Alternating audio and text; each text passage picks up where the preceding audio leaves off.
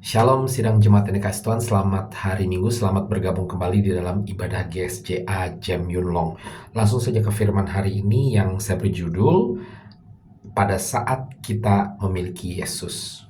Untuk itu, saya undang sidang jemaat untuk membuka firman-Nya dari Kitab 1 Yohanes pasal 4 ayat 14 sampai dengan yang ke-16.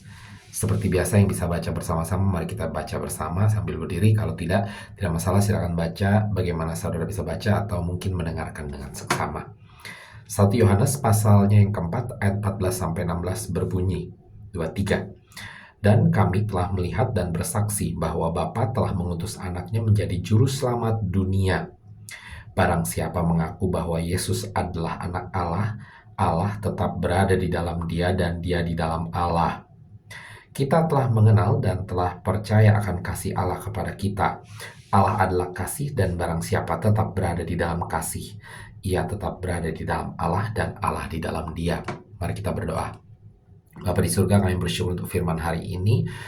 Kami rindu untuk mendengarkan lebih lagi Tuhan apa yang ada di dalam hatimu Bapa, untuk kami boleh belajar dan dibentuk lebih lagi untuk menjadi lebih serupa dengan Engkau. Untuk itu, berbicara kepada kami pribadi lepas pribadi hari ini Tuhan lewat kebenaran firman-Mu. Di dalam nama Tuhan Yesus kami berdoa, haleluya. Mari kita semua katakan amin. Puji Tuhan. Saudara, minggu terakhir di bulan Desember ya, walaupun suasananya old and new atau tahun baru, tapi kalau yang namanya orang-orang Kristen itu biasanya tetap excited dengan tema atau suasana Natal ya. Terkhusus kalau orang-orang Manado, orang Filipina juga termasuk ya. Natalan itu bisa terus berlanjut sampai Januari ya. Tapi bahkan secara umum biasanya orang-orang Kristen yang namanya bulan Desember itu biarpun sampai kepada akhir masih tetap suasana Natal ya. Jadi hari ini saya ingin menyampaikan firman Tuhan yang sedikit berhubungan dengan tema Natal ya, yaitu kelahiran Kristus Yesus Tuhan kita. Jadi Yesus lahir kita semua tahu untuk saya dan saudara ya, karena begitu besar kasih Allah akan dunia ini sehingga Yesus diberikan supaya kita yang percaya tidak binasa. Jadi Yesus lahir supaya saya dan saudara memiliki Dia di dalam kehidupan kita. Dan yang kita mau garis bawahi hari ini adalah saat kita memiliki Dia, Yesus yang kita rayakan di bulan ini ya, maka apa yang akan terjadi dengan kita ya. Saudara, kembali 1 Yohanes pasal yang keempat ayat 14 berbunyi, kami telah melihat dan bersaksi bahwa Bapa telah mengutus anaknya menjadi juru selamat dunia. Ini hal yang pertama. Saat kita memiliki Yesus, maka kita diselamatkan. Yesus menjadi juru selamat dunia tanpa terkecuali. Jadi saat kita memiliki Yesus, siapapun itu, latar belakang apapun itu, maka kita diselamatkan, kita menerima keselamatan, maka kita akan menerima surga dan kekekalan. Yang percaya katakan amin. Tadi saya katakan Yohanes ya, pasal 3 ayat 16, karena begitu besar kasih Allah akan dunia ini sehingga Yesus dikaruniakan. Jadi siapa yang percaya kepada Yesus, menerima Yesus sebagai Tuhan dan Juru Selamat, memiliki Yesus, maka dia tanpa terkecuali tidak akan binasa, melainkan akan beroleh hidup yang kekal. Yang percaya katakan amin ya. Jadi saudara, karya keselamatan ini adalah rancangan daripada Tuhan yang diberikan kepada setiap kita yang percaya kepada Yesus. Bahkan Yeremia 29 ayat 11 mengingatkan bahwa Allah memiliki rancangan yang sangat baik untuk saya dan saudara. Rancangan membawa kita kepada masa depan yang penuh dengan pengharapan. Dan masa depan itu bukan berbicara hanya di dalam kehidupan saya dan saudara, itu juga. Tapi yang paling terpenting, bahkan saat kita kembali kepada Sang Pencipta, kembali kepada Tuhan, maka ada rancangan masa depan di dalam kekekalan tadi yang kita peroleh saat kita memiliki Yesus. Yang percaya katakan amin. Jadi untuk itu, bulan Desember bukan saja harus mengingatkan saya dan saudara kepada kelahiran Yesus, tapi juga kelahiran dari karya keselamatan tersebut. Jangan sampai kita sia-siakan. Tetap miliki Yesus, karena saat kita miliki Yesus, maka kita tetap memiliki keselamatan. Yang percaya katakan amin. Yang kedua saudara, apa yang terjadi saat kita memiliki Yesus? Kembali kepada 1 Yohanes pasal 4 ayatnya yang ke-15. Dikatakan barang siapa mengaku bahwa Yesus adalah anak Allah, Allah berada di dalam dia dan dia di dalam Allah, ya. Jadi saat kita memiliki Yesus, ya, berarti Allah ya ada di dalam kita. Ya, ini pertama-tama menggarisbawahi bahwa Yesus anak Allah dan Yesus sendiri adalah Allah, ya. Allah anak.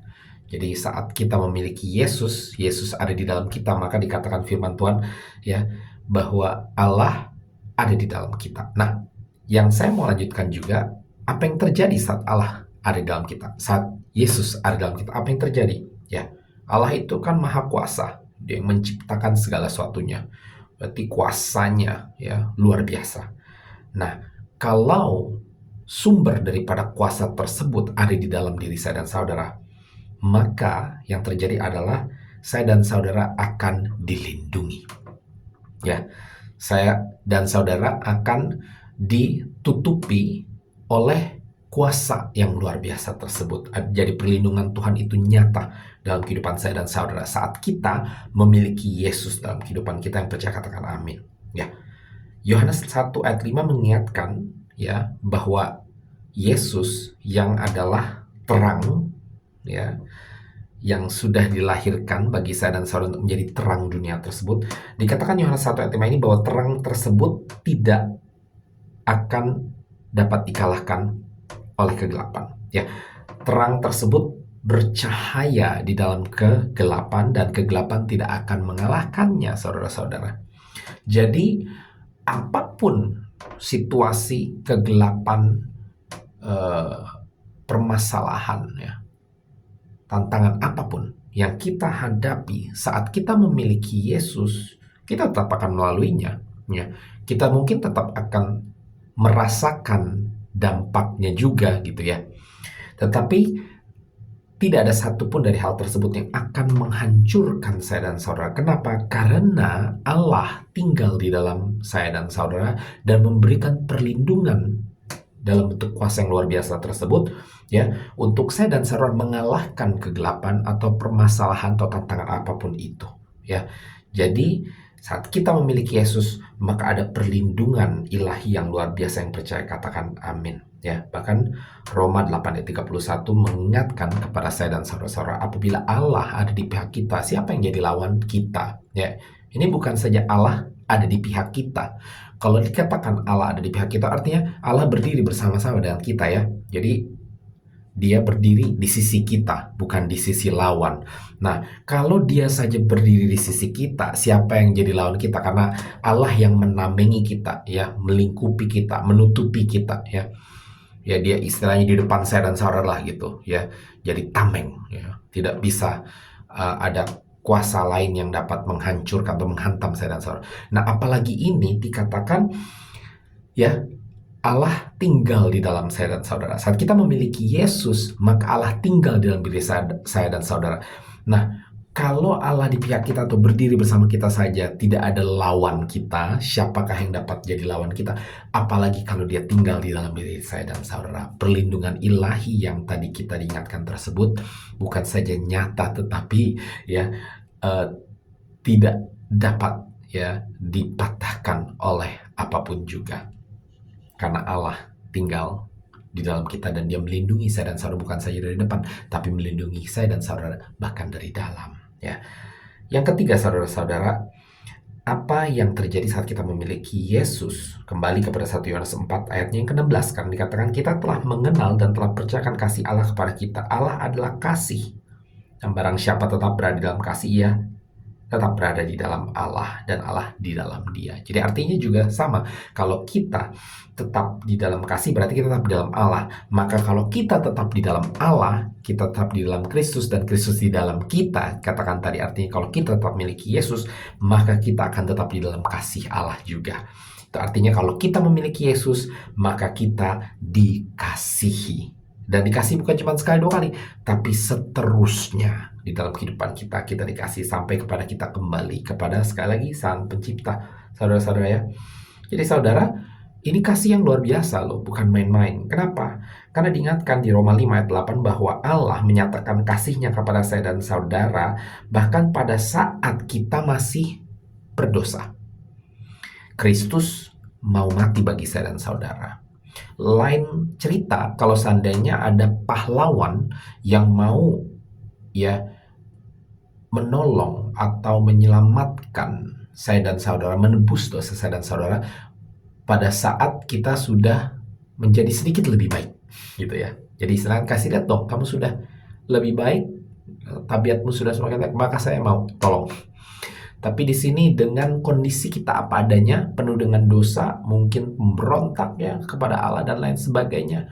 Sama seperti Paulus saat dia diselamatkan, ya, saat dia mendengar suara Yesus, dia katakan, siapa kamu? Yesus katakan, inilah Yesus yang engkau aniaya, ya.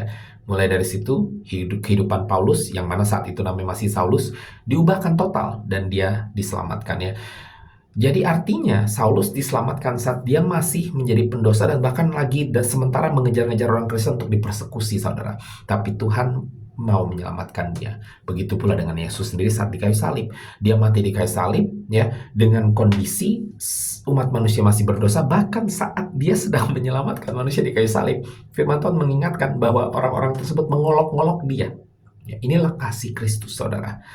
Dia bahkan menerima saya dan saudara secara langsung, mengadopsi saya dan saudara menjadi anaknya saat saya dan saudara menerima di dalam kehidupan kita tanpa pandang apapun juga. Sama seperti saat dia hidup di dunia, dia melihat Zakius, lalu dia kata, Zakius turunlah dari pohon, saya mau masuk ke rumah kamu. Lalu Zakius diubahkan, bertobat.